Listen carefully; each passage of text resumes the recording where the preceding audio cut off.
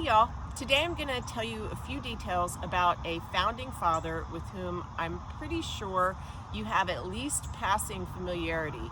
You probably don't know anything, however, about his early life. We're going to talk about Ben Franklin before he ended up on the $100 bill.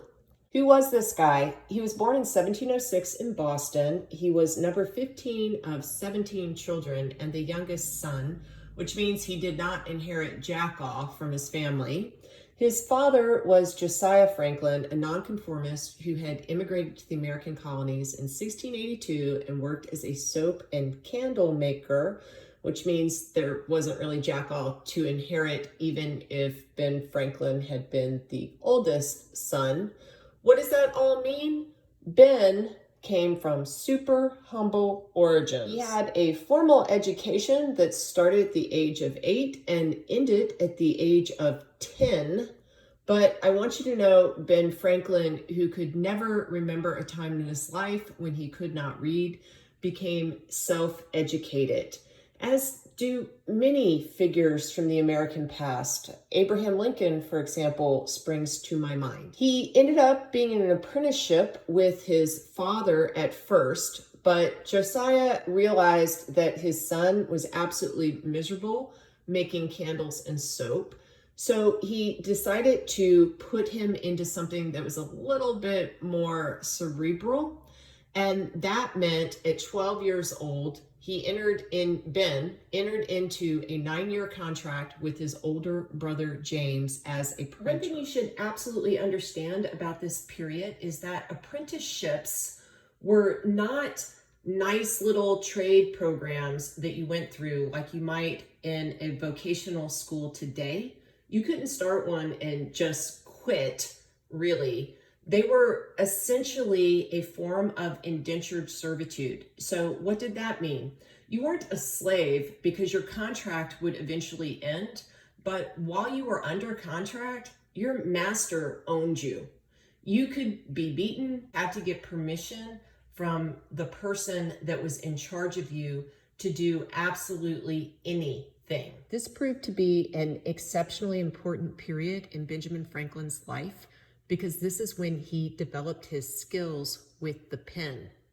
His brother had a paper that was not afraid to publish editorials. It often took on the Boston establishment, including Puritan ministers. And Ben, who wrote under a pseudonym, often joined into this lampooning of society. He mastered a bunch of different voices, so sometimes he submitted articles that even his brother did not realize had been written by him. Ben Franklin took on elite institutions. One of those was founded in Massachusetts Bay. This was Harvard, and Franklin did not respect this institution as a place of learning. He said the main way to get into it was simply to have money, and that graduates could be blockheads who left the school with little more than an abundance of pride and self-conceit. As time went on, Ben and his brother James truly were in conflict. So Ben fled Boston, getting out of his apprenticeship, which was like indentured servitude, and went to Philadelphia at the age of 17. He essentially escaped. In his new city, he had money enough for just 3 loaves of bread. You may have heard a story about Ben Franklin walking through the streets looking like a crazy man with his bread underneath his armpits. According to historian Gordon S. Wood, quote, at least half of the population of Philadelphia during the early and middle decades of the 18th century was composed of indentured servants, end quote. So that is still a part of American life. Cities were not big in this New World era. Franklin's new home was thereby still a small town. People would go out and get land and farm and make their way that way, even though the cities do play an important role in this early history. Ben got a job as a printer, and he leveraged his skills to rise. Now, men in prominent positions ended up admiring Ben's skill with the pen and his obvious learning per his engagement with reading. And patronage was super important in this time period. Patrons lent Franklin money They invited him to their homes. They introduced him to others. They expanded his network. Franklin said, despite his low station, quote, the leading men thought it convenient to oblige and encourage me, end quote. How important are networks and patronage in today's world? Well, I would say they are still super important. Patronage doesn't work in the same way, but if you can find a mentor, for goodness sake, you need to have networks of people that will help you advance, help you get jobs. What do you think LinkedIn is all about? Having patrons did not, however, mean that Ben Franklin had it made in the shade. He was promised financing by a patron to help start his own print shop, so he went to London to get equipment, and when he got there, none of the financing appeared. So you can't always just rely on others either, even though you do want to have established relationships with people in business if you want to advance. He ended up being stuck in England, and London in this time was a dirty, unhealthy place in which 2 people died for every child that was born. I've mentioned in other places how dirty and disgusting London was, this teeming metropolis where people didn't have running water and they still threw sewage in the street, and disease was often rampant. But it was still a place full of immigrants, money, and opportunity, like big cities often are. England thereby expanded Franklin. He learned all sorts of things, and he worked hard. He was diligent, and he got the attention of others. Eventually, someone helped him get back to the colonies, and by the age of 23, Franklin owned his own printing firm in Pennsylvania. He then entered into a common law marriage with Deborah Reed, a woman whom he had met when he first got to Philadelphia. She was of a lowly station as well, so Franklin is not considered part of an elite class. She was also already married, which is kind of interesting, but that husband was probably already a bigamist, so there's some debate if that marriage was valid. Either way, they kind of hedged their bets. They were common law husband and wife. And the good thing about Deborah Reed was she could be, I don't know, not very polished, but she was certainly shrewd with money. And she could also help Franklin solve a problem that he had, because this may be something you also don't know about Franklin. He was a downright dirty dog. He took up with women all the time. And he had a son who was born to a woman whose name we don't actually know, because historians don't know everything. And one motive for Ben Franklin to marry Deborah was that he needed help raising William Franklin. One thing that you should understand about this period is that birth and wealth mattered a lot to British society, and these were British colonies. Gentlemen had complicated social codes, and while they were expected to be polite and sociable, they also were a bit condescending to anyone who wasn't of their station. They had enough money that they did not need to toil like the poor. This was something that was really important. No one wanted to touch that dirty, dirty lucre. It was better if you could just hang out and think about all the wonderful things you were going to do because you just had the freedom to do them because you made your money in some passive way, like through real estate. There was a middle world, however, that was growing in the classes in the 1700s. As Gordon S. Wood says, quote, in effect, Ben Franklin began acquiring some of the attributes of a gentleman while still remaining one of the common working people, end quote. He started to move up into the middle class, as it was. He climbed socially while working hard.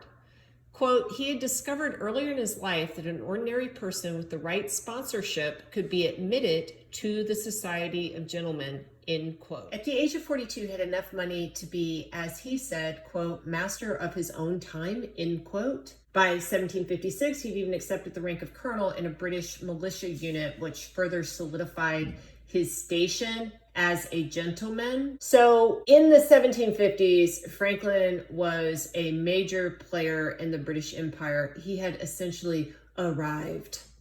From Gordon S. Wood, quote, unlike the other great founders, Franklin began as an artisan, a lowly printer who became the architect of his own fortune.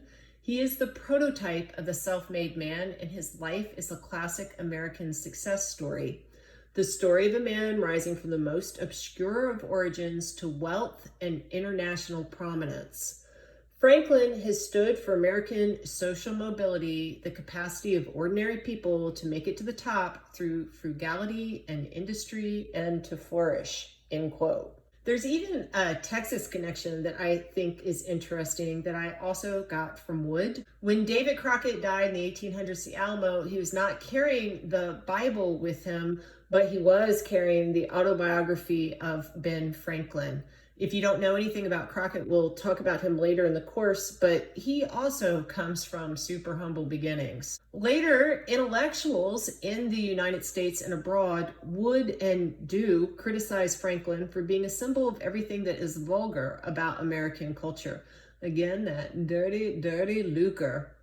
For example, D.H. Lawrence called Franklin, quote, a virtuous little automaton, end quote, who was, quote, the first downright American, end quote. You may not know the name D.H. Lawrence, but he was a very famous man of letters in his own right years and years after Benjamin Franklin was long dead. He was British by birth, but he did live in the United States for quite a while. And it's really interesting to me that he had this attitude. Gordon S. Wood explains this sort of chiding by saying, quote, the condition of the country was capitalistic, and that was what made Franklin both a hero and a villain to so many people. He was the patron saint of business, end quote. The idea seems to be that since Franklin was in business, he is in some way grasping or crass or less than. And that, to me, makes me think a little bit about how the gentlemen of the 1700s condescended to the working classes who didn't have giant estates that could support them. By the way, as a quick side note, I am a giant fan of D.H. Lawrence. I loved Lady Chatterley's Lover, and this particular writer was a fierce critic of this very difficult class system that existed in the United Kingdom during his lifetime. But I don't know, it seems a little bit like trying to have it both ways. I don't like the gentleman, but I don't like the guy who gets money from the business. I just like the poor. I think it's worthwhile for you to ask yourself, if you heard a person identified as a patron saint of business, would you have more positive, negative, or neutral feelings about that person? Why? Additionally, we should acknowledge that Benjamin Franklin, who was a major founding father for the United States, absolutely believed in making money, but he also believed in being of service to his fellow man. That's important as you're thinking about how this guy who's respected throughout the British Empire makes his path towards revolution. Of course, you guys should understand that I've barely scratched the surface of Benjamin Franklin. And if you want to read more, I would highly suggest you go out and get a book like this one, The Americanization of Benjamin Franklin, written by Gordon S. Wood. I've mentioned that name a lot in this video because he is a very respected historian who is still contributing to the historiography of the early United States, and he writes well. If you get this monograph, you don't have to wade through a lot of academic speak. It's super accessible and pretty entertaining. So